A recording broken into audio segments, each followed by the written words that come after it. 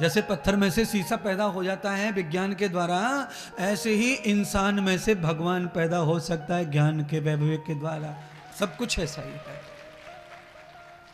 पत्थर से शीशा बन सकता है विज्ञान से, तो इंसान से ईश्वर बन सकता है, भगवान बन सकता है, तुम बन सकते हो, अच्छे आदमी बन सकते हो, महान बन सकते हो, आप जो चाहे सो तैयार कर सकते हो। कल्पना कर लो, दूध से रबड़ी बनती है कि नहीं? बनती है। खोआ, मिठाई, रसगुल्ला, छेना, पनीर, अकेले दूध में से इतने आइटम बन रहे हैं, बताओ। और जो 60 रुपया लीटर है मात्र, और तुम तो बड़े महंगे महाराज। किसी औरत के बच्चा ना हो, उसे पूछ के दो कितनी कीमत है बेटे की, बेटी की। है 12 साल हो गए शादी को, बच्चे नहीं हो रहे, तो शुरू में तो वो बेटा मांगती है, और 8 साल के बाद में फिर वो बेटी पे संतोष कर लेती है। ये भगवान छोरी दे दे, भगवान लड़की दे दे, लड़की दे दे, अब लड़की ही दे दे, भगवान सुन ले, अब लड़की दे दे भगवान, बहुत हो गया, लड़का नहीं तो नहीं सही, पर कलंक मिट जाए, मेरी कोख की कलंक मिट जाए, लोग मुझे बांझ कहते हैं, भगवान मुझे छोरी, काली कूली दे दे, लंगड़ी लूड़ी दे। आदमी कितनी ही कहां तक पहुंच जाता है, देख लो। न होते पर ऐसा है, और जब मिल जाए समय पर तो कुछ नहीं, फिर अच्छे में भी दोष निकलता है। श्रीमद् भागवत कथा सत्कर्म है। एक सत्कर्म के ऊपर मैंने आज 1.5 घंटे प्रवचन किया। मैं रोज बोलूंगा इसी विषय पर।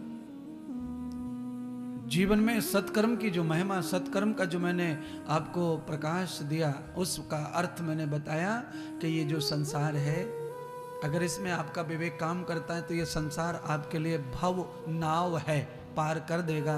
और अगर आपका विवेक काम नहीं करता तो संसार भव सागर है, आपको डुबो देगा। दोनों काम संसार करता है, पार भी निकालता है और डुबाता भी है? जिन नावों से लोग 20 साल से जा रहे हैं ना उधर इधर, उसी नाव में से एक नाव डूब जाती है, आदमी को मार डालती है। जिन हवाई जहाजों में बैठ के लोग यात्रा कर रहे हैं, उनमें से कोई क्रैश हो जाता है। बिल्कुल ऐसा ही संसार है।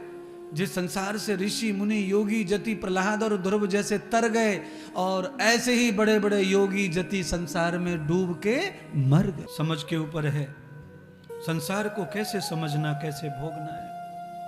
इसलिए मेरी इच्छा है कि आप संसार को ही परमात्मा मान लीजिए, पर आप किसी के हो जाइए। यम ब्रह्म चेष्टाम परयुष्य युक्ताम। अगर हमें आगरा चाहिए तो आगरा जाना पड़ेगा। यहाँ किशोरी सेवा धाम में आगरा नहीं मिलेगा। अगर हमें आगरा चाहिए तो आगरा जाना पड़ेगा, मथुरा चाहिए तो मथुरा जाना पड़ेगा। अगर आपको वृंदावन में लोही बाजार चाहिए तो लोही बाजार जाना पड़ेगा। दिल्ली चाहिए तो दिल्ली जाना पड़ेगा, है? पर दूसरा अर्थ करते हैं, दूसरा दो ही चल रहे हैं आज मेरे। दाल में पत्थर नहीं चाहिए और घर में पत्थर चाहिए, दो पे विषय।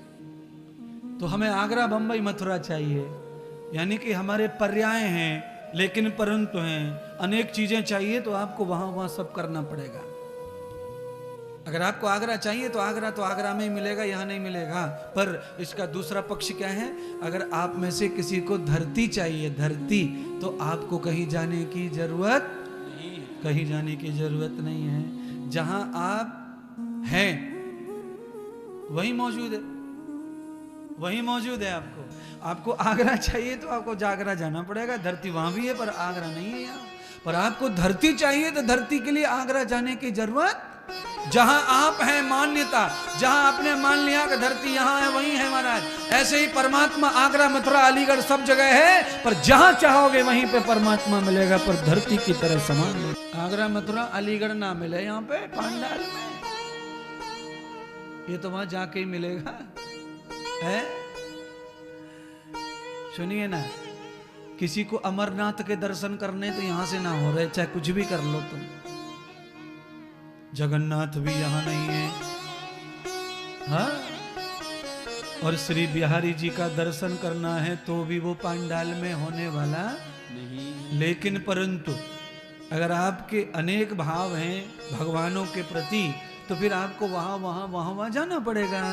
और अगर आपके पास में एक भाव है पृथ्वी की तरह, तो आपको जहां आप हाँ वहीं परमात्मा मौजूद है, तहां आप हाँ कह दीजिए, वहीं मौजूद है। फिर आपको उसके लिए अन्यत्र कहीं जाने की आवश्यकता नहीं,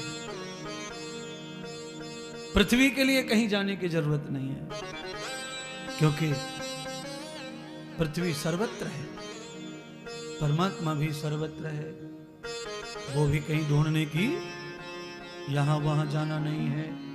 सारम कृत पद्धते युक्ताम, महर्षि कहते हैं जब हम किसी विद्वान, किसी समझदार महात्मा संत आचार्य के सामने बैठ के उपदेश सुनते हैं तो हमारी बहुत सारी प्रॉब्लम सॉल्व हो जाती हैं, समाधान हो जाते हैं। तो भाई फिर क्यों ना जाएं कथा प्रवचन सुनने, अच्छे महात्माओं का समाधान हो और समझ प्राप्त हो। तो ये सत्कर्म है, सत्संग है, भागवत कर्म है जो हमें अपने अस्तित्व से जोड़ता है। हिंदू मुस्लिम सिख ईसाई होने की जरूरत नहीं है आपको। आपको शिष्य बनना है किसी अच्छे महात्मा का, किसी अच्छे शास्त्र का, सीखने वाला, शिक्षा लेने वाला मन बनाना है, चित्त बनाना है, अपने आप को खड़ा करना है सीखने के लिए। तो आप जहां हो वहां से भगवान शुरू हो जाएगा। जहां आप खड़े वहीं से आपको एक क्षण भी इधर उधर जाने की जरूरत नहीं पड़ेगी। एक पैर भी आप जहां रखे हो वहां धरती पे रखे हो, ऐसा समझो। अगर आपका पैर अंगूठा भी धरती पे टिका है तो आप समझ लो भगवान पे टिका हुआ आपका परमात्मा यहाँ भी मौजूद, वहां भी मौजूद है। इसलिए मेरी इच्छा है कि भगवान को ढूंढने में ज्यादा टाइम नहीं खत्म करना, भगवान को मानने में टाइम लगा। मान लो ढूंढा ढाणी में बड़ा टाइम लगता है। आप सब जानते होंगे कभी कभी क्या होता है, घर में कोई सामान खो जाए तो पूरे दिन मिलता, बता सामान ना मिल रहा। कई लोगों के मोबाइल खो गए, 6-6 महीने हो गए, पुलिस में FIR करा के नहीं मिल रहा। जो खो गया है उसे ढूंढना भी कठिन है। इसीलिए जो नहीं खो सकता कभी भी, उस सत्ता का नाम परमात्मा है, वो कभी खोती नहीं है। वो सत्ता अजन्य है, अनंत है, वो कभी नहीं खोती, कहीं भी ओझल नहीं होती है। वो ओझल किस लिए हो गई है? क्योंकि तुम प्रपंची हो गए हो, इसीलिए ओझल हो गई, वो दिख नहीं रही है। अच्छा बोलिए, चम्मच में शक्कर चीनी दिखती है कि नहीं दिखती है? चम्मच में चीनी दिखती है कि नहीं? अंधे को भी दिखती है, वो उंगली ऐसे ऐसे घुमा के वो देख लेगा यूं यूं करके। हाँ, पर वही चीनी अगर पानी में घोल दी जाए तो नहीं दिखती है। पर चीनी तो है, चीनी है। अब उस चीनी को देखने के लिए उंगली और आंख काम नहीं करेंगी, अब जीभा काम करेगी। यंत्र बदल जाएगा। जब से जीभा काम नहीं कर रही थी, चम्मच में उंगलियां काम कर रही और नेत्र काम कर रहे थे, आंखों से दिख रही थी। और जिनकी आंखें नहीं वो उंगली से देख के समझ रहे थे कि चीनी है, चीनी है, चीनी है।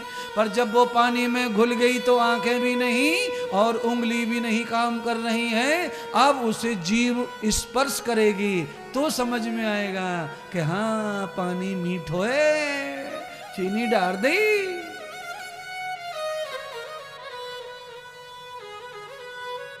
अब ये तो कथा में आओगे तभी समझेगा ना कि यंत्र बदलना पड़ता है, समय बदलना पड़ता है, विवेक बदलना पड़ता है, आपको खुद को बदलना पड़ेगा। तब भगवान बिना आंख बिना हाथ के भी स्पर्श करके तुम्हें बताएंगे कि मैं हूं मौजूद तेरे अंदर और बाहर।